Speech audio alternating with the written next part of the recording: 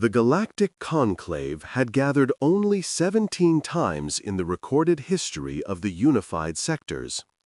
Each gathering marked a moment of cosmic significance: the discovery of faster-than-light travel, the first contact protocols, the Great Synthesis War, and the establishment of the Harvesting Accords. Now, in the obsidian halls of Station Primarch, floating in the gravitational null point between three dying stars, representatives from 412 spacefaring civilizations waited in silence. High Arbiter Vox Thalan, a crystalline being whose body refracted light into impossible spectrums, stood at the central podium. His form hummed with barely contained energy as he prepared to speak words that would reshape the galaxy.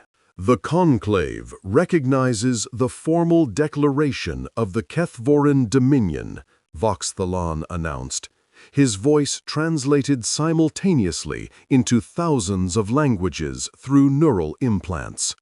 Speak, Subjugator Prime. From the darkness of the observation tier, a massive figure descended. The Kethvoran were nightmares given flesh. Standing 4 meters tall, their bodies were collections of armored segments, multiple limbs ending in molecular edge claws, and faces that were nothing but mandibles surrounding a pulsing, bioluminescent core. They had conquered more worlds than any species in recorded history. They did not negotiate, they did not compromise. They consumed. Subjugator Prime Krathmal settled before the assembly, his 8 eyes scanning the gathered delegates with contempt barely concealed behind diplomatic necessity. "We invoke the Harvesting Accords, Section 17, Krathmal said, his voice a grinding of tectonic plates. "We claim the Sol System and all life within it. The species designated human has been assessed as pre-contact, unaligned, and suitable for integration into our feeding stocks. Per our rights under the Accords, we will commence harvesting operations in 30 of their planetary rotations." Murmurs rippled through the assembly. The Harvesting Accords were ancient, predating even the Conclave, a remnant of more savage times when the strong simply took what they wanted and the weak ceased to exist. The Kethvoran had been instrumental in their creation, using them to legally justify conquest after conquest. "Has the assessment been verified?" Vox Thalan asked, the procedural question carrying the weight of inevitability. "It has," Krathmal confirmed. "The humans possess primitive space capability, limited to their own stellar neighborhood. They have no defensive network capable of resisting our fleet. Their communications are unencrypted and reveal a species fractured by internal conflict. They are optimal."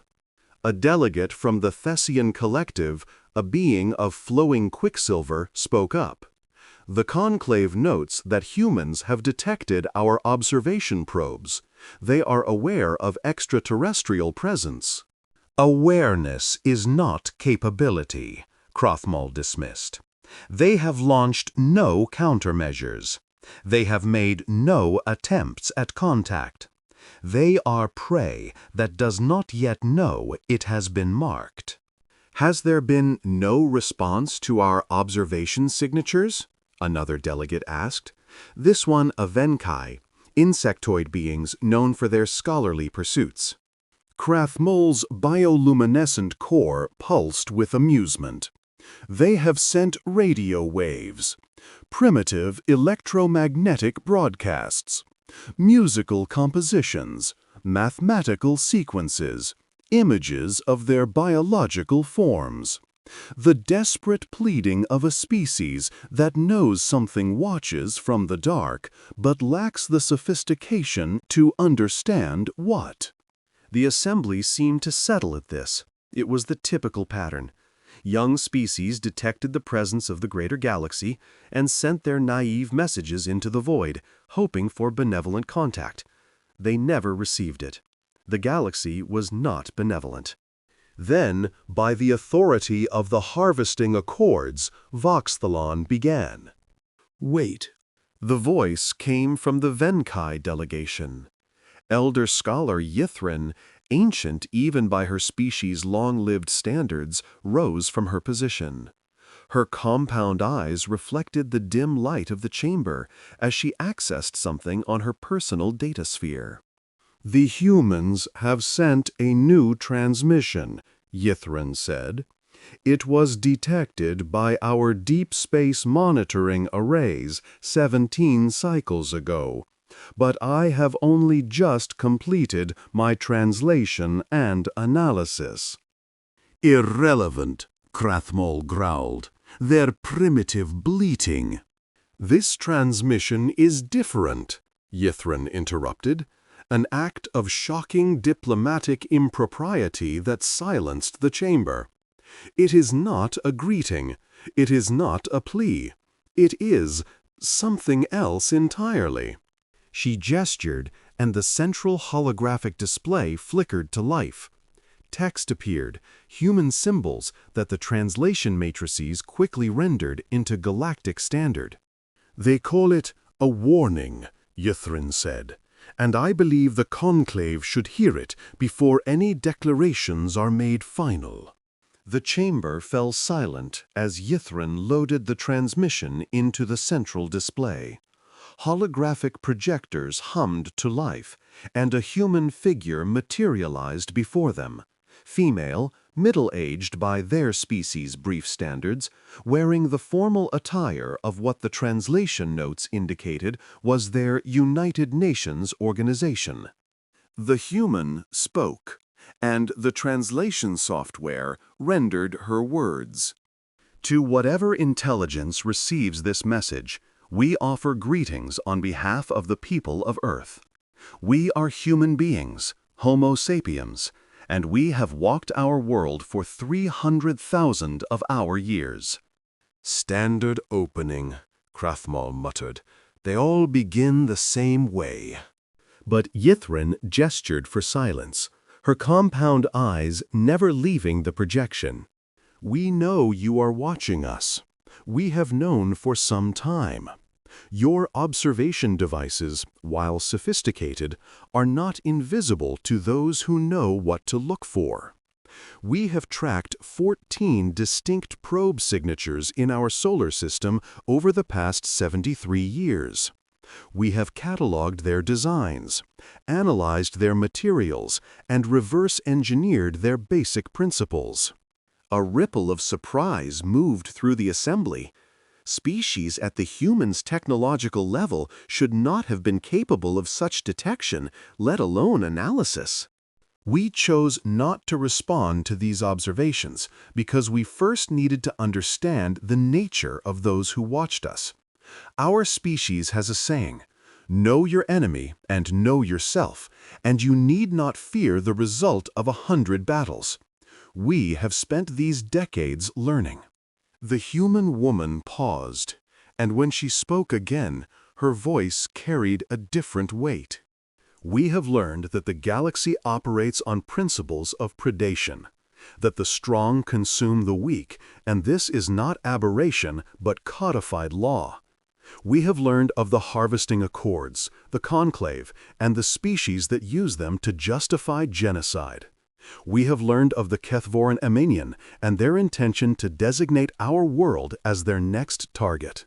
Now the chamber truly fell silent. How could they know? The Kethvoran had revealed their intentions to no one outside the Dominion. The assessment had been classified at the highest levels. You believe us to be prey. This is understandable. You see our primitive rockets, our fractured politics, our wars and our suffering, and you conclude that we are weak, that we are suitable for integration into your feeding stocks. The human's eyes seemed to look directly through the hologram. meeting the gaze of every being in the chamber. You are wrong. We have chosen to appear primitive because it suited our purposes. We have hidden our true capabilities because we understood that revealing them prematurely would only invite earlier conflict. We have watched and waited and prepared. But since you have forced our hand, we will now tell you what we are. The hologram shifted. The human woman remained, but behind her, images began to appear. Historical records. The translation software informed them from human archives. 300,000 years ago, our ancestors emerged on a single continent of our world. We were small, weak, poorly adapted for survival. We had no natural weapons, no armor, no venom, no camouflage. By every metric of evolutionary fitness, we should have perished. Images of primitive humans appeared, huddled around fires, facing massive predators with nothing but sharpened sticks. Instead, we became the dominant species on our planet, not through strength of body, but through strength of will. When the great predators hunted us, we learned to hunt them. When the ice ages came, we refused to die. When our world itself turned hostile, we bent it to our purposes. We are not a species that surrenders. We do not accept our place in any hierarchy. When we encounter obstacles, we destroy them. When we face extinction, we find a way to survive. This is not philosophy. This is not rhetoric. This is simply what we are. The images shifted to scenes of human warfare. Not the primitive conflicts the conclave had observed, but something far more terrible. You have studied our wars and concluded that we are fractured, easily conquered. You failed to understand what those wars mean. Every generation of humans has fought. We have killed billions of our own kind. We have developed weapons capable of ending all life on our world, and we have used them. Footage of nuclear detonations filled the display.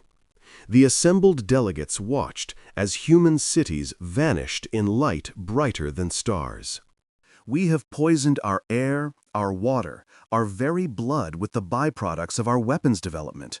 We have created agents capable of destroying biological life at the molecular level. We have built machines designed for nothing but killing, and we have improved them with every generation. You see this and call us primitive. You should see it and ask yourself a question. What kind of species develops the capacity to destroy itself, comes to the very brink of self-annihilation, and then continues to advance? The chamber was utterly still.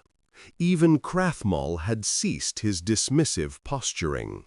The answer is a species that will never stop, a species that cannot stop. We are not capable of accepting defeat. It is not in our nature. When we reach limits, we break through them. When we face impossible odds, we find ways to make them possible. You have built your civilization on the assumption that there are rules to survival, that the strong dominate and the weak submit. This is your fundamental error.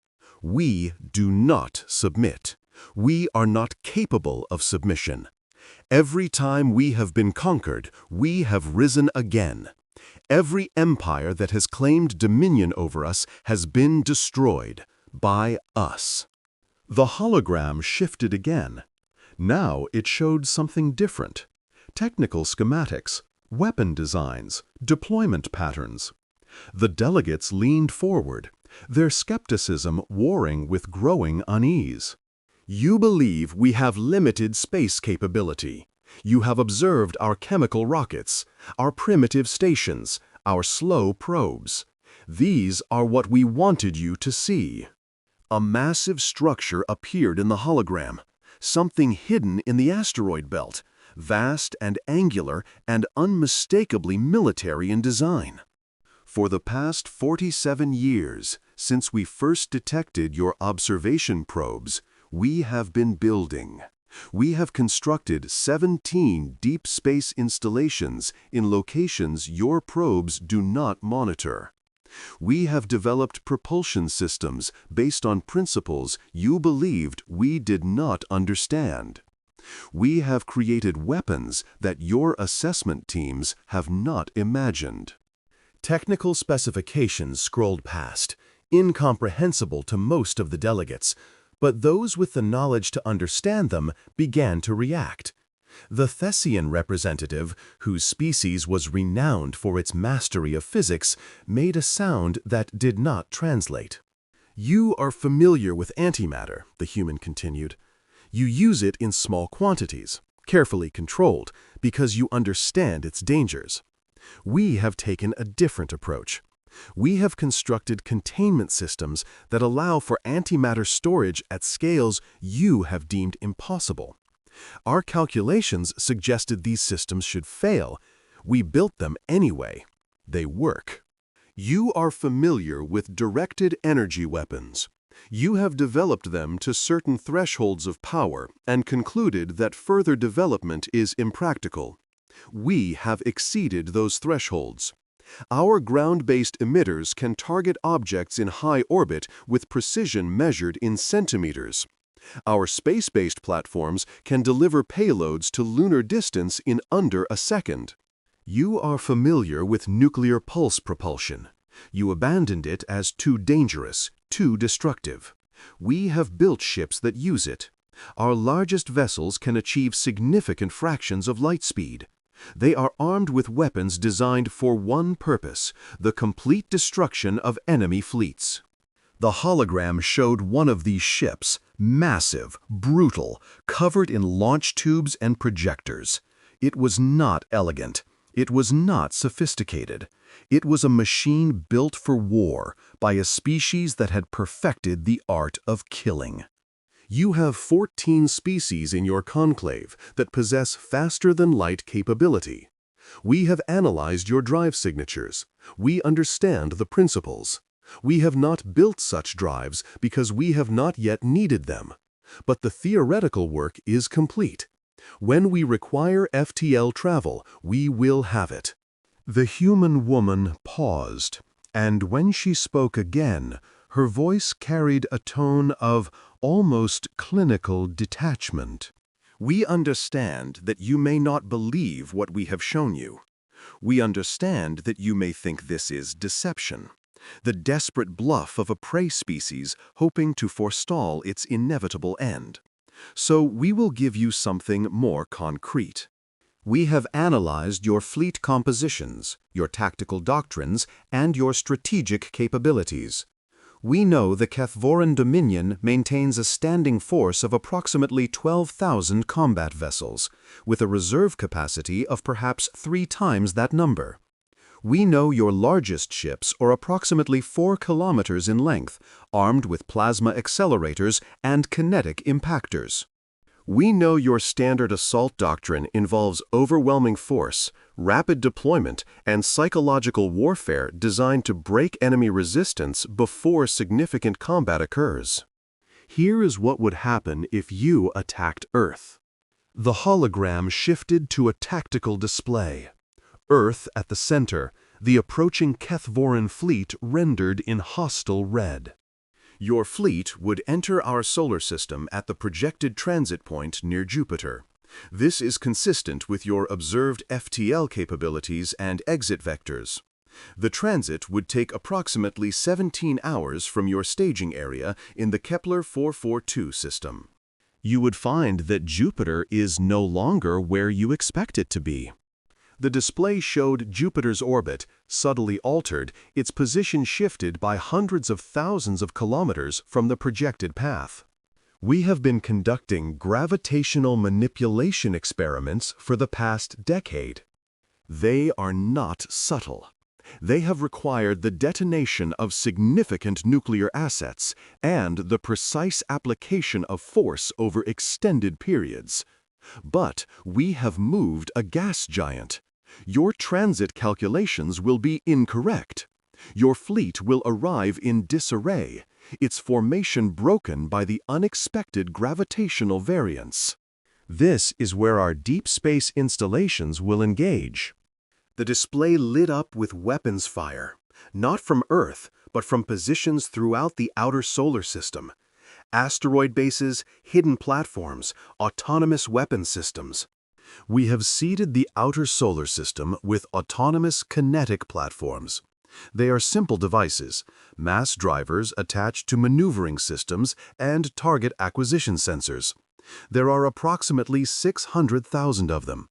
They will begin firing the moment your fleet exits FTL, and they will not stop until their ammunition is exhausted or they are destroyed. Each platform carries enough kinetic rounds to engage approximately 200 targets. At the ranges involved, your point defense systems will be ineffective. Conservative projections suggest you will lose between 40% and 60% of your fleet in the first 3 hours of engagement. Krathmol rose from his position, his massive form trembling with what might have been rage or fear. "This is impossible," he snarled. "No pre-contact species could." The hologram interrupted him, the human woman's voice cutting through his protest. "We anticipated your objection, so we have provided proof." The display shifted again, showing a star map. A specific point blinked, a location in deep space, far from any inhabited system. 7 of your solar cycles ago, the Galactic Dominion destroyed a species called the Veleth in the Sigma Draconis system.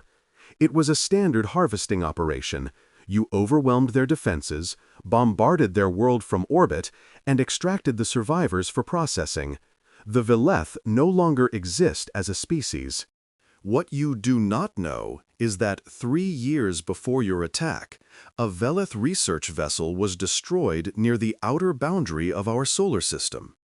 The cause was a collision with space debris, an accident. But we recovered the vessel. We recovered its crew. And we recovered its records. The chamber erupted in shocked exclamations. The Veleth had been documented as a total extinction. No survivors, no refugees, no remnants. The Kethvoran prided themselves on thoroughness. The Veleth survivors have been living on Earth for the past decade. They have shared their knowledge with us, everything they knew about galactic civilization, the conclave, the harvesting accords, and the species that prey upon the weak. In exchange, we have given them sanctuary. They also provided us with the technical specifications for faster-than-light communication, which is how we are able to broadcast this message directly into your conclave chambers as you deliberate our fate. Every delegate in the chamber realized simultaneously that they were not watching a recording. This was a live transmission. The human woman was speaking to them in real time, from across hundreds of light years. "We wanted you to know that we are listening, that we have been listening all along, and that we know exactly what you intend to do." The human woman's expression shifted, becoming something harder, something dangerous. "But we understand that words are insufficient. Species such as the Kethvoran respect only force, so we have prepared a demonstration." The star map on the display zoomed in on a specific location, a minor Kethvoran outpost in an unremarkable system. The delegates recognized it immediately. Monitoring Station Krath 7, a military installation designed to observe the approaches to Kethvoran core territory. Approximately 3 hours ago, we dispatched a message drone to the coordinates you are now observing. The drone was accelerated to 93% of light speed using nuclear pulse propulsion. It is carrying a payload of approximately 400 kilograms of antimatter. The display showed the trajectory, a direct line from Earth to the Kethvoran outpost. The drone will arrive at Monitoring Station Krath 7 in approximately 17 minutes. When it does, it will detonate. Krathmol's form went rigid. "You're bluffing. The distances, the energy requirements." "Are substantial," the human agreed. "We sacrificed significant portions of our antimatter reserves for this demonstration, but we felt it was necessary to make our position absolutely clear."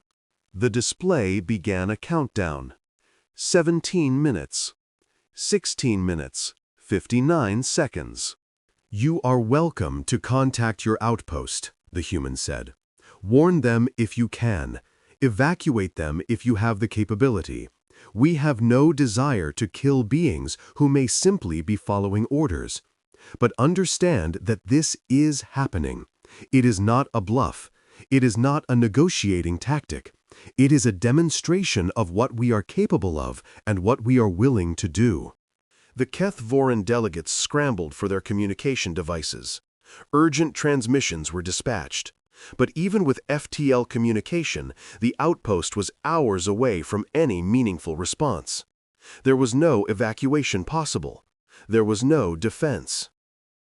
"In 17 minutes, the human continued, your outpost will cease to exist.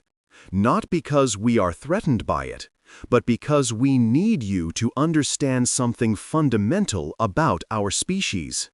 We do not bluff. We do not threaten. When we say we will do something, we do it. And if you come for Earth, we will destroy you. Not defeat you, destroy you. We will hunt down every Kethvoran vessel, every installation, every colony, and we will end you as a species. It is not what we want. We would prefer peace. But if you force us to war, we will wage it with a totality you cannot imagine." The countdown continued in the corner of the display as the human woman spoke on.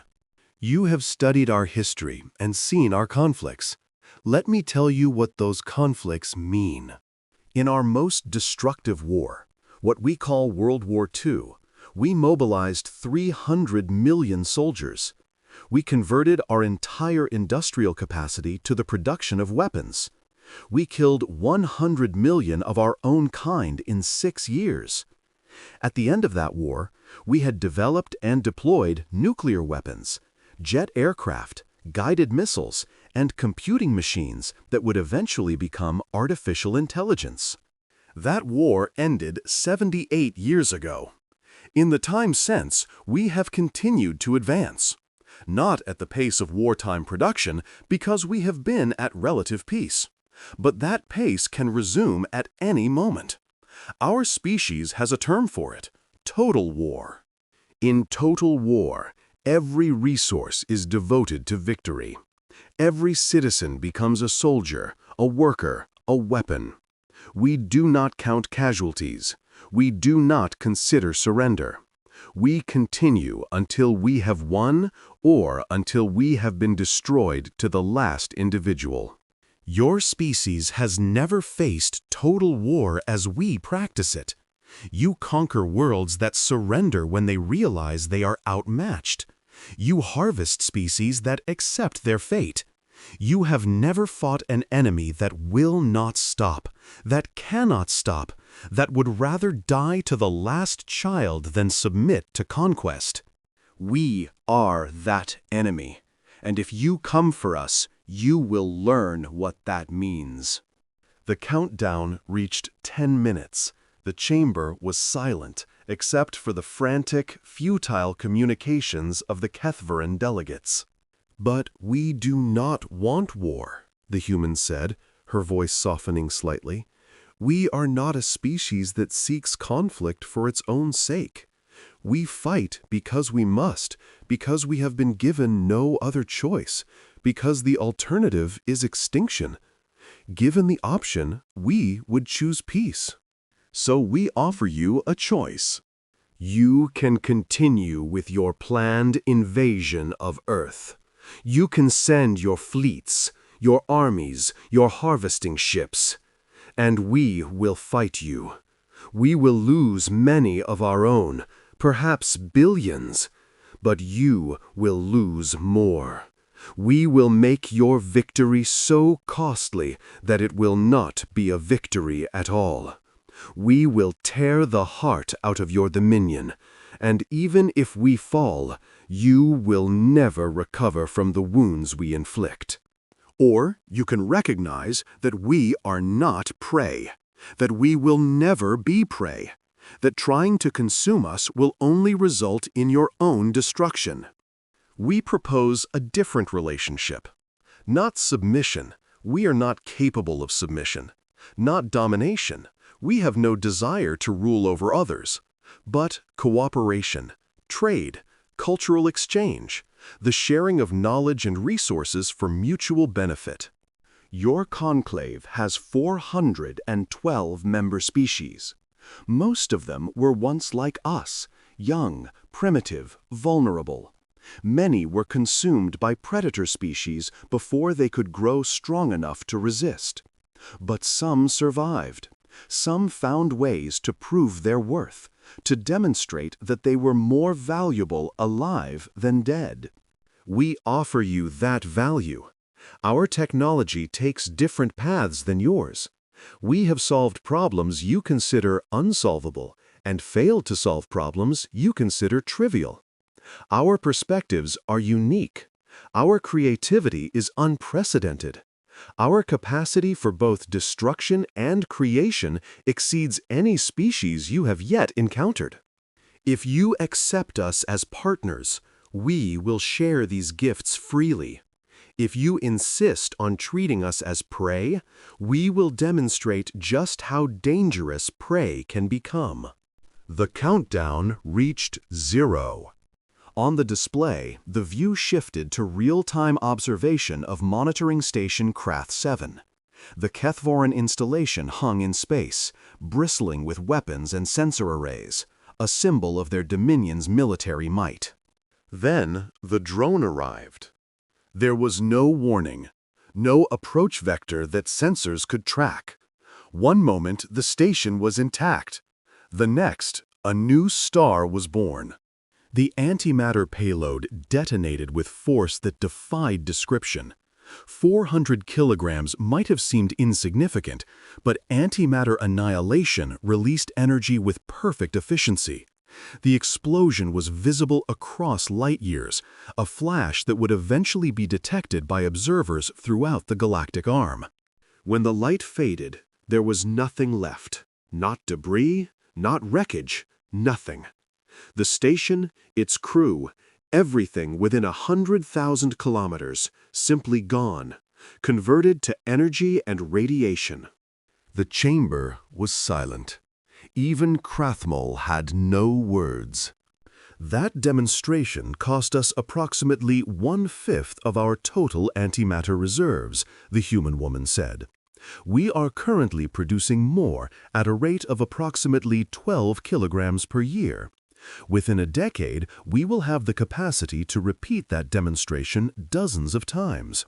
Within a century, thousands. The message drone was traveling at 93% of light speed.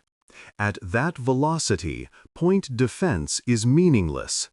Interception is impossible. We can strike any target in the galaxy, and there is nothing you can do to stop us. This is not a threat. This is a statement of fact. We are telling you what we are capable of so that you can make an informed decision about your future relationship with our species. The display shifted one final time, showing images of Earth, cities and forests, oceans and deserts, humans in all their diversity. You have asked what we are. Let me tell you. We are a species that crossed oceans on wooden ships because we wanted to see what was on the other side. We are a species that climbed the highest mountains on our world because they were there. We are a species that split the atom and reached the moon within the same century, not because it was easy, but because we were curious what would happen. We are dreamers. We are builders. We are creators. But we are also warriors. We are killers. When we are threatened, we become something terrible, something that will not stop, that cannot stop, until the threat is eliminated. You see our fractured nations and conclude we are weak. You fail to understand that our conflicts have made us strong. We have been tempering ourselves in the fire of our own aggression for 10,000 years. Every war has taught us new ways to fight. Every defeat has made us more determined. We are not fragile despite our internal conflicts. We are hardened because of them. You see our short lifespans and conclude we are hasty, impulsive, incapable of long-term planning. You fail to understand that our mortality is our greatest strength. We know we will die. We know that everything we build will eventually crumble. And so we are driven to achieve, to create, to reach for impossible goals because we have so little time. A species that lives for millennia can afford patience. A species that dies in a century cannot. We must accomplish everything quickly or not at all. This makes us dangerous in ways you do not understand. We do not wait for solutions to present themselves. We force solutions into existence through sheer will and desperate effort. The human woman's image returned to full display, her eyes seeming to meet those of every delegate in the chamber. The Galactic Dominion has declared Earth their next target. They have invoked the harvesting accords. They have stated their intention to consume our species. This is my response. Come for us if you dare. Bring your fleets, your armies, your weapons. We will be waiting. We have been preparing for this moment since we first looked up at the stars and understood that we were not alone. Every nightmare of alien invasion that our species has imagined over the centuries, we have prepared for all of them. We have weapons you have not seen. We have defenses you cannot imagine. We have strategies and tactics developed by minds that have been contemplating this war for generations. You will not find a weak, primitive species huddled on a single world. You will find a species that has been waiting for you, preparing for you, eager to prove itself against the very worst the galaxy has to offer. But we would prefer to avoid that conflict. We would prefer to join your conclave as partners rather than adversaries. We have so much to offer: our science, our art, our perspective, our dreams. We could help you solve problems you have struggled with for millennia. We could share with you the unique insights of a species that developed in isolation, without the guidance or interference of galactic civilization. The choice is yours. You can attempt to harvest us and discover what happens when prey fights back with everything it has. You can destroy yourselves against the rock of our resistance, spending resources and lives that can never be recovered. Or you can recognize that we are not prey, that we never were, that we were always something more, something that could be a partner, an ally, a friend. We await your decision. The transmission ended. The holographic display flickered and went dark. The chamber remained silent. For long moments, no one spoke. The delegates sat in stunned silence, processing what they had witnessed. The destruction of monitoring station Krath 7 was not a simulation, not a trick. It was confirmed by multiple independent sources within moments of the detonation. The Kethvoran had lost 3,000 personnel and one of their most advanced military installations. And it had been done by a species they had classified as suitable for integration into feeding stocks.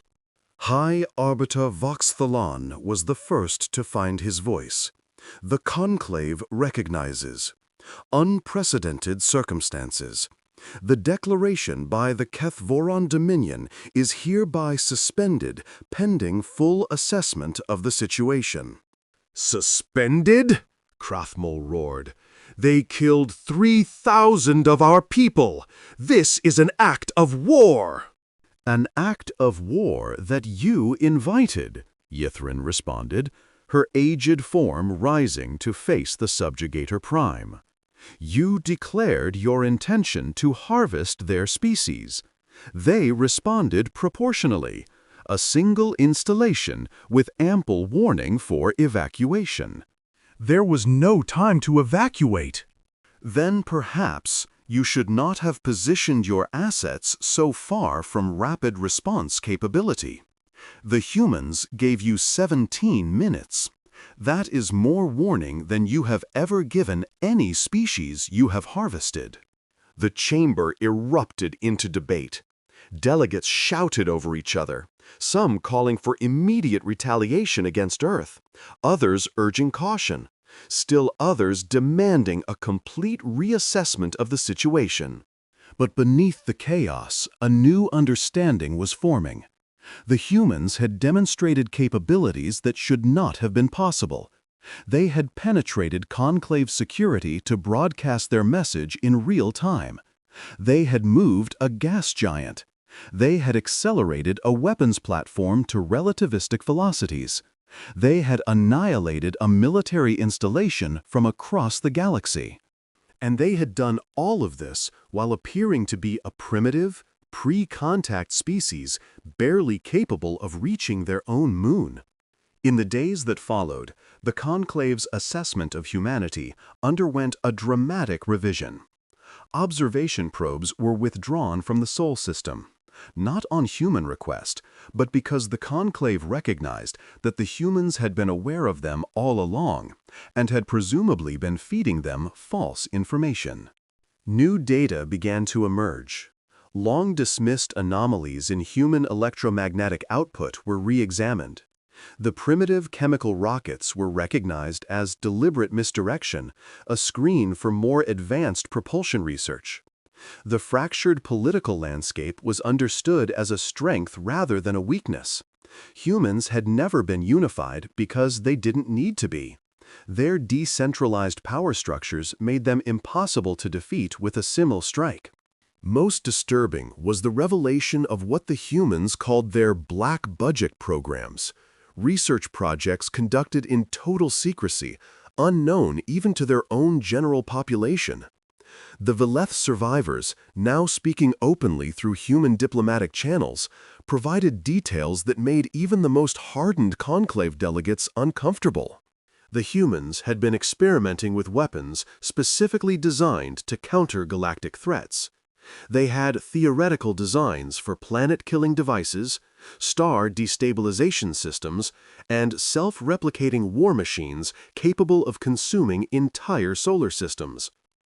They had developed these concepts not out of malice, but out of a fundamental assumption that the universe was hostile, and they needed to be prepared for anything.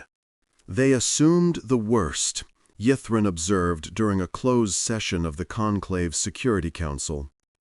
"When they detected our observation probes, they did not hope for benevolent contact. They prepared for hostile invasion. Every contingency plan they developed assumed an enemy of overwhelming technological superiority coming to exterminate them. And they developed countermeasures," the Thessian delegate added, still shaken by the technical specifications the humans had revealed. "Solutions to problems that should have been unsolvable. They built weapons that our physicists insist should not work, and they work anyway." "How?" demanded a Kethvoran representative, not Krathmul, who had been recalled in disgrace, but a more moderate figure named Vethril. "How can a species at their developmental level achieve such things?" Yithrin's compound eyes reflected the dim light of the council chamber. "I have studied their history extensively since the transmission. I believe I understand." "Explain." "Their species has a concept they call necessity. When they face impossible challenges, they do not accept impossibility. They find ways around it. They break rules. They take shortcuts that should fail, but somehow succeed. They approach problems with a desperation born of their mortality and a creativity born of their diverse perspectives. But that describes many species. No, Yithrin interrupted, it does not. Most species, when faced with impossible odds, either surrender or die fighting. The humans do neither. They change the parameters. They redefine what is possible. They refuse to accept the limitations that constrain other species. They are insane, Vethril concluded. Perhaps, but they are effectively insane. Their madness produces results. 3 months after the transmission that froze the stars, a delegation from the Galactic Conclave arrived at Earth. It was the first official contact between humanity and galactic civilization, a moment that should have been celebrated as a triumph of diplomacy. Instead, it was conducted with the wariness of predators approaching something they could not quite classify. The Conclave's representatives included members from 17 species, carefully selected for their diplomatic experience and their lack of connection to the Galactic Dominion. They approached Earth in unarmed vessels, transmitting peaceful intentions at every frequency. The humans received them graciously. A welcoming ceremony was held in what they called Geneva, a city nestled between mountains and a lake, chosen for its symbolic association with human diplomacy. The human delegates were not warriors or scientists, but what they called diplomats, specialists in negotiation and conflict resolution. But the Conclave's representatives noticed the military vessels orbiting overhead. They detected the weapon systems hidden beneath the city's elegant architecture. They understood that this gracious welcome was being conducted in the shadow of overwhelming firepower, ready to be deployed at a moment's notice. "We appreciate your visit," said the human who led the delegation, an elder female named Sarah Chen, her white hair and lined face marking her as experienced by human standards. "And we hope this is the beginning of a productive relationship." "As do we," responded the Conclave's lead negotiator, a being named Thesmal from the Thessian Collective. "But we must address the recent demonstration." "The destruction of the Cathvoran installation," Chen acknowledged. "We regret the loss of life, but we felt it necessary to establish our position clearly." "The Conclave understands. However, we must discuss the implications of your capabilities. The technology you revealed represents a significant shift in galactic power dynamics." Chen smiled, a human expression that the Conclave had learned could indicate many things, not all of them friendly. "We are aware." That was the point. The negotiations lasted for weeks.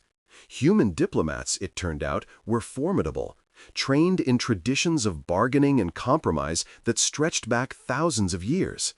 They gave ground when it suited them, held firm when necessary, and always seemed to be thinking several moves ahead. The first agreements were simple. The humans would join the Galactic Conclave as full members, with all the rights and responsibilities that entailed. The harvesting accords would be amended to exclude species that demonstrated the capacity for effective resistance, a provision that, in practice, would protect only humanity, since no other species had ever fought back so successfully. But the more complex negotiations revealed the true nature of human thinking. "We want the accords abolished entirely," Chen said during one particularly tense session. "Not amended, abolished." "That is not possible," Thesmal replied. "The accords have governed interspecies relations for millennia. They cannot simply be—" "They govern the consumption of the weak by the strong," Chen interrupted. "They are a license for genocide. We will not participate in a civilization that permits such things." "You would impose your morality on the entire galaxy?" We would offer an alternative, Chen gestured, and a holographic display appeared. We have been studying your civilization, its structure, its power dynamics, its history. We believe there is a better way. The display showed a complex diagram, relationships between species, trade routes, diplomatic connections, military alliances. But it was different from the current galactic order, more interconnected, more equal. You rely on the harvesting accords because you believe resources are scarce, Chen explained, that the only way for one species to prosper is for another to suffer. But this is not true. Resources are abundant for species with the technology to access them. The problem is not scarcity, it is distribution. You propose to redistribute the galaxy's resources? We propose to develop new resources, to expand into unoccupied systems, to harvest the energy of stars, to transform barren worlds into gardens. There is enough for everyone. The only reason there isn't is because some species would rather take from others than create for themselves. The conclave delegates exchanged uncertain glances. What the humans proposed was ambitious, possibly impossible. But then they had said the same about antimatter weapons and relativistic kinetic strikes. And if species refuse to participate in this new order? Thesmal asked. Chen's smile faded. Then they will face the consequences of that choice. We will not attack anyone who lives in peace, but we will protect those who cannot protect themselves. The days of harvesting are over. The Treaty of Geneva, as it came to be known, reshaped galactic civilization. Humanity joined the conclave not as a subordinate power, but as a principal architect of a new order. The harvesting accords were not abolished immediately. Too many species depended on them, and changing too quickly would cause chaos. But they were gradually phased out, replaced by a system of mutual defense and resource sharing. The Galactic Dominion, weakened by the destruction of their military installation and the loss of face that followed, initially resisted the new order. But they quickly discovered that humanity's demonstration had been only a fraction of their true capability. When a rogue Kethvoran fleet attempted to harvest a minor species in the Outer Rim, they found human warships waiting for them. The Battle of Kethvor Prime, the first and last direct engagement between human and Kethvoran forces, lasted approximately 4 hours. The human fleet was outnumbered 3-1. They lost not a single vessel. The Kethvoran fleet was annihilated. After that, resistance to the new order evaporated. Species that had lived in fear of harvesting for millennia suddenly found themselves protected by an alliance that could not be broken. Humanity did not seek to rule the galaxy. They had enough trouble ruling themselves. But they served as the guarantors of a new peace, the warriors who had proven that even the mightiest predators could be brought low. And slowly, the galaxy began to change. A century after the transmission that froze the stars, the galaxy was almost unrecognizable. Species that had lived in isolation, fearful of detection by predator civilizations, emerged into the light. Trade routes expanded, knowledge was shared freely. The old empires, the Kethvoran among them, adapted or faded into irrelevance. Humanity, for its part, had changed as well. Contact with galactic civilization had accelerated their development in unexpected ways. They solved the problems of aging, of disease, of resource scarcity on their homeworld. They expanded into the stars, not as conquerors, but as explorers, driven by the same curiosity that had sent their ancestors across oceans in wooden ships. But they never forgot what they were. In schools across the galaxy, the story was told of how a single transmission had frozen the stars, how a species that should have been prey had revealed itself as something far more dangerous and far more valuable. They were not content to survive, teachers explained to students of 100 different species. They were not content to merely exist. They looked at a galaxy that wanted to consume them and said, "No, we will not be prey. We will be partners or we will be nightmares, but we will never be victims." It was a lesson that resonated across civilizations. The humans had shown that the natural order was not immutable, that the strong did not always consume the weak, that prey could become predator, that the rules of survival could be rewritten by those with sufficient will. On Earth, in the city of Geneva, a memorial was erected to mark the anniversary of first contact. It was a simple structure, a pillar of polished steel reaching toward the sky, inscribed with the words of the transmission that had changed everything. Dignitaries from across the galaxy came to the dedication ceremony. Keth Voran stood beside Valeth survivors, old enemies united in recognition of a new reality. Species that had never communicated before found common ground in their shared gratitude toward the beings who had shattered the chains of predation. Sarah Chen, now ancient by human standards, but still sharp of mind, gave the keynote address. Her words were broadcast across the galaxy, translated into thousands of languages, heard by beings who would never see Earth, but who owed their freedom to human defiance. 100 years ago, we sent a message into the void, she said. We did not know if anyone would listen. We did not know if we would survive long enough to see the results. But we knew that we had to try, that staying silent was the same as surrendering, that if we were to die, we would die standing, not kneeling. The galaxy heard us. Some listened with fear, some with anger, some with contempt. But eventually, they all understood what we were trying to say. We are not alone. None of us are alone.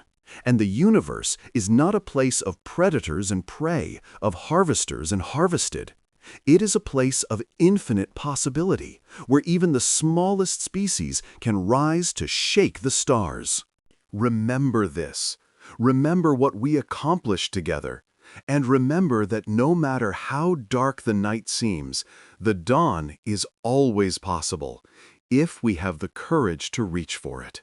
The years passed. Centuries, millennia.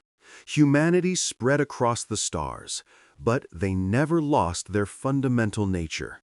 They remained curious, restless, driven by an insatiable need to explore, to discover, to push beyond every boundary.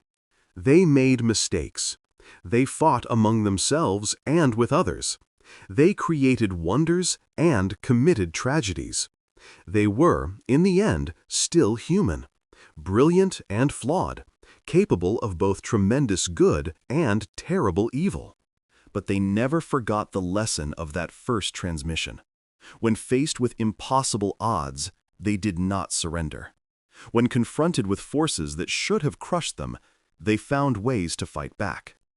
When told that the rules of the universe were immutable, they rewrote those rules through sheer force of will.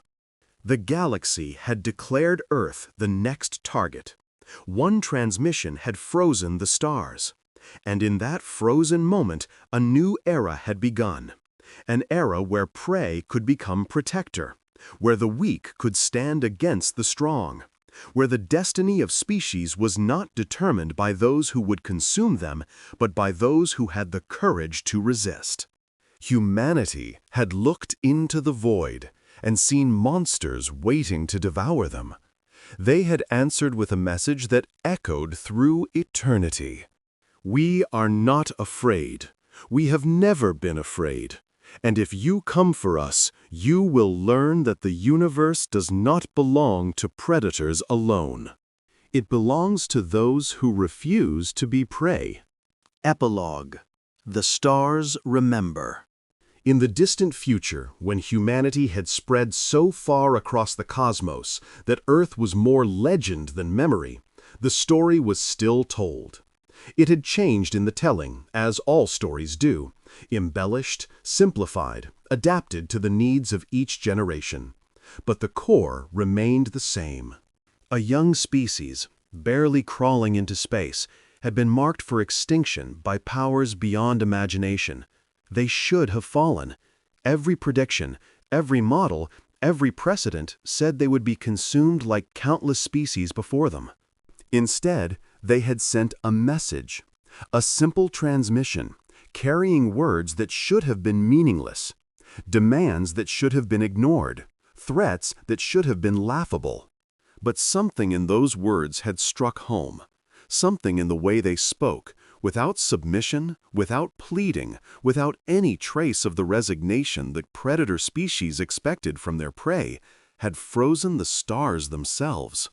The Galactic Dominion no longer existed. The harvesting accords were a historical curiosity, studied by scholars who struggle to understand how such brutality had ever been accepted. The galaxy was not perfect, not utopian, but it was better than it had been. Species lived and died on their own terms, not at the whim of those who would consume them. And when young beings asked how this had come to be, the answer was always the same. The humans did it. They looked at a universe of predators and refused to be prey. They sent a transmission that told the stars themselves to stop and listen. And the stars listened. It was a legend now, a myth, a story told to children to teach them courage. But like all the best myths, it was rooted in truth. Somewhere out there, in the vast darkness between the stars, the message still traveled, light and radio waves expanding outward forever, carrying the words that had changed everything. We are human beings. We are not prey. And if you come for us, you will learn what that means. The stars had frozen once. They remembered still, and they would remember forever.